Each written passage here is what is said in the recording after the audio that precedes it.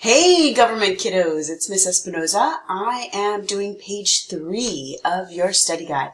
I've attempted multiple times and I'm not doing so good, so I'm going to just fumble over my words today and you're going to have to forgive me. Alright, so number 27, which I think you've already done page 1 and 2 with Mr. Palomera, it's all about the governor and what he can do with a bill. It says if he quits, but I think that goes to number 28, just saying. Alright, so if the governor of the state of Arizona doesn't like a bill, he can veto it, and that is what he can do. I think for a minute we had like line item veto, but we don't have that anymore. It's not like constitutional. All right, number 29. Oh, 28. Who takes over of Arizona governor resigns? Ladies and gentlemen, we do not have a lieutenant governor in the state of Arizona, so our succession goes with the Secretary of State is the next person who would be in line to take office. These are easy answers, really, but we're going to go over them just so that we can make them super easy. It would be a good idea if you're writing them down on your own document. All right, number 29. What does the county attorney do? The county attorney pretty much prosecutes crimes that the sheriff would be in jurisdiction over. So anything that's within the county. So the reason you have like a county attorney is because sometimes cities aren't everywhere and you just have county land.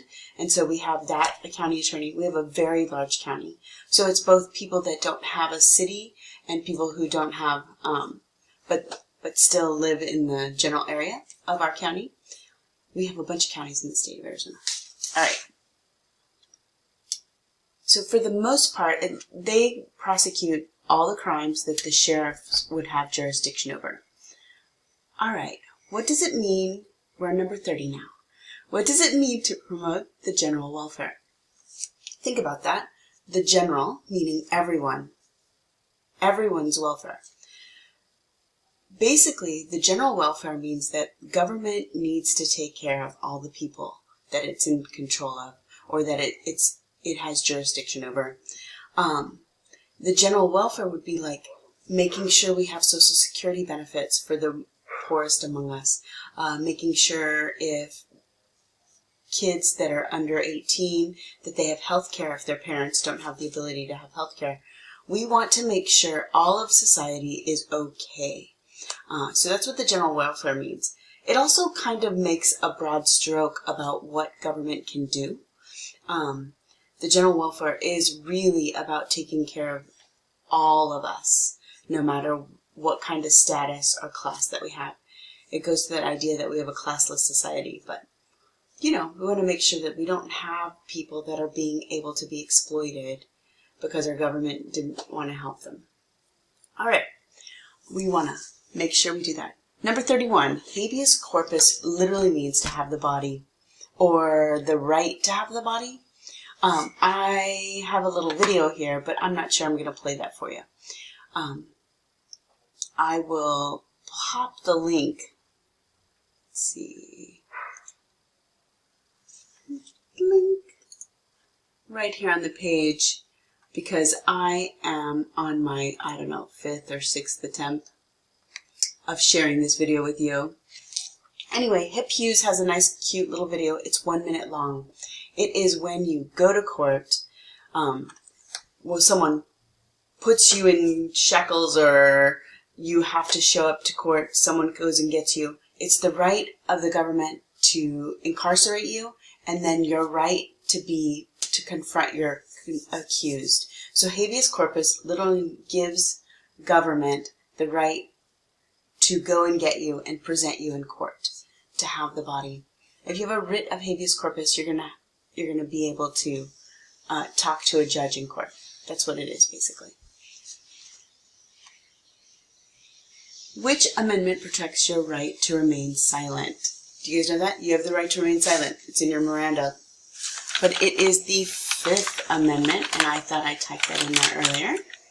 All right, the 5th Amendment. All right, and then what happened in the Supreme Court, Gideon versus Wainwright? Gideon, great movie, Gideon's Trumpet, Henry Fonda.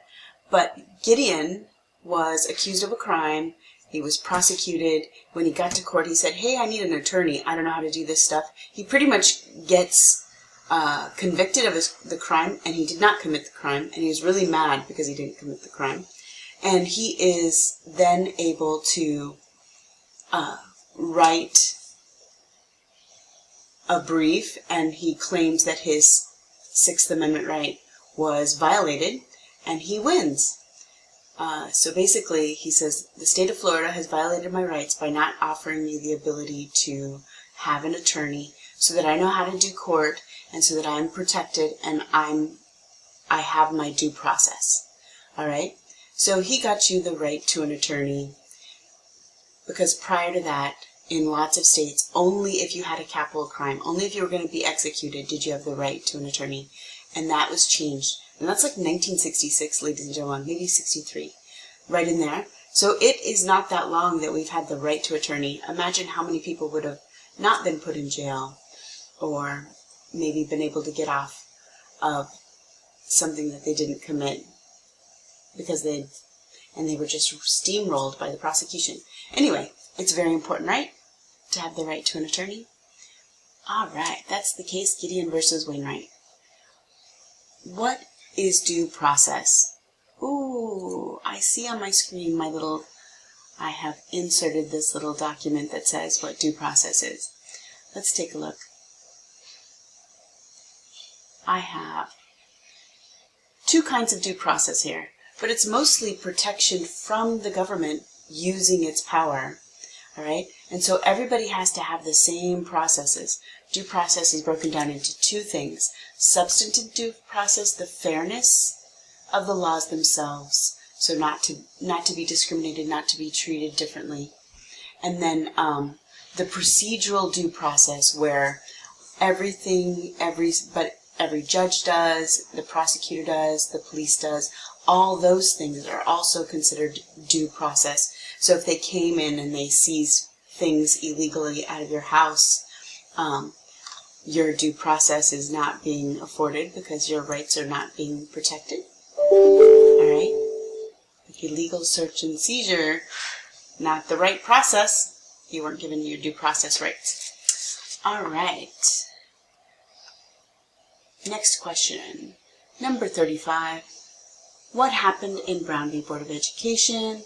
Make sure to answer includes amendments that were used. Brown v. Board of Education, ladies and gentlemen, also used a due process rights, but it used the ones in the 14th Amendment that said that every component of the Constitution needs to be applied. Okay, Brown v. Board, I think we know this case very well. This is where segregation gets ended by the Warren Supreme Court. They decide that separate is not equal, and that it is not fair, and it is not equal protection under the law to make some people have to travel an hour to go to school, or for them to have a lesser school, and that segregation is not legal no matter what. And it is the 14th Amendment. All right. I'm not doing the best job, but ooh, I forgot what Schneck versus the United States is. Let's think for a second. Freedom of speech, First Amendment rights. Could be linked. Oh, that's right. So Schneck versus the United States was about causing a riot by scaring people, even just making a joke. So you cannot scream like fire in a crowded movie theater, or you cannot say stick 'em up in a bank. You know, you can't cause panic and chaos. You can only do those things when you see a clear and present danger. And so Schneck said that freedom of speech can be limited, and that's the case that said you don't have the right to say whatever you want. You have the right to say whatever you want if there is a need to say that. So you can't, I don't know. There's also, you can't threaten people. You can't threaten to harm people. The only protected speech is really political speech. All right. So you can tell a teacher to go screw themselves or whatever you want to tell them, but it's not protected speech. You can say, You can write in an article, Miss Espinoza is a terrible teacher and I don't agree with her ways of teaching. And that is freedom of speech, right? You have the right to that opinion and to say that. But, you know, causing chaos, only clear and present danger. All right. Number 37. All right. What rights does the First Amendment protect? Ladies and gentlemen, it protects freedom of speech. It protects freedom of the press, freedom of assembly, freedom of religion, freedom of, I'm missing one, petition. Okay, so press is, like I said, you can type a story about someone. Religion, so freedom from religion and freedom for religion. So you can choose whatever religion you want, and the government can't force you to be a certain kind of religion. Assembly means that you are able to gather and have a big meeting and say whatever you want and protest your government. Petition means that you can literally write your government and they need to listen to you. It's also about assembly and protesting. All right. I think I've covered them all. I think I've done it. And I did it in 11 minutes and 30 seconds. All right, guys. Do good on your test. Study hard. Write all this stuff down. All right.